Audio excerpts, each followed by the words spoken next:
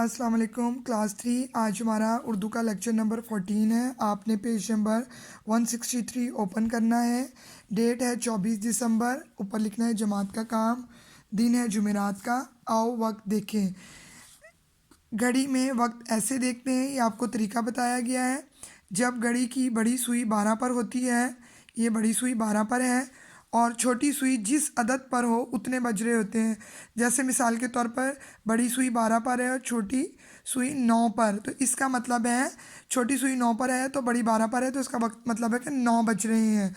अब इन घड़ियों को देखकर आपने वक्त लिखना है कि क्या वक्त हुआ है। बड़ी सुई 12 पर है, छोटी सुई 6 पर है, तो आपने इस तरह लिखना है 6 बज रहे हैं। बड़ी सुई 12 पर है, छोटी सुई 3 पर, 3 बज रहे हैं। नेक्स्ट पेज खोलिए।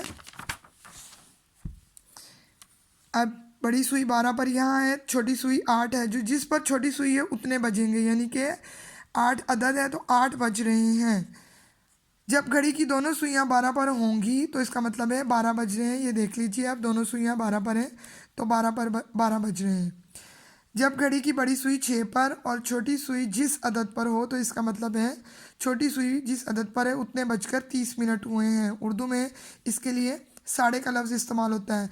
देखिए इधर घड़ी पर एक सुई 11 पर है, छोटी सुई और बड़ी सुई 6 पर है, इसका मतलब है 11:30 हो गए हैं।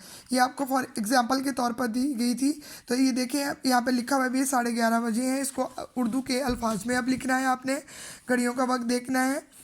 छोटी सुई 9 पर है और बड़ी सुई 6 पर, यानी कि 9:30 बज रहे हैं। 6 पर जब भी बड़ी सुई होगी साढ़े का लफ्ज़ आएगा। 12 पर है तो इसका मतलब है पूरा वक्त उतना ही हुआ है। अब अगली सुई 8 पर है छोटी, और बड़ी सुई 6 पर है, इसका मतलब है 8:30 बज रहे हैं। एक सुई 10 पर है छोटी, बड़ी 6 पर है, 10:30 बज रहे हैं। यहाँ पर बड़ी सुई 6 पर है और छोटी सुई 7 पर है, तो 7:30 बज रहे हैं। दोनों पेजेस पर वक्त कंप्लीट करने के बाद आपने इस बात का ख्याल रखना है कि जब छोटी सुई 1 पर और बड़ी सुई 6 पर होगी तो उस वक्त 1:30 नहीं बल्कि 1:30 बजेगा। ये सिर्फ एक के लिए है। जैसे एक पर छोटी सुई है और फिर 6 पर है, इसको 1:30 नहीं कहेंगे, इसको बल्कि 1:30 कहेंगे कि 1:30 बज गया है।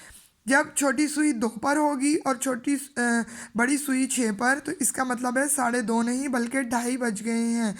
तो इस तरह आपने वक्त देखना है और वक्त बताना है। और इस घड़ी में क्या हो रहा है इसके नीचे आप लिखेंगे 7 बज रहे हैं, 7 बजे का टाइम हुआ है। याद रखना है कि एक पर सुई और 6 पर होगी बड़ी तो 1:30 बजे हैं, और जब 2 पर छोटी है बड़ी पर 6 हैं तो 2:30 बज रहे हैं। इसका आपने ख्याल रखना है और वक्त देखने का तरीका भी याद रखना है।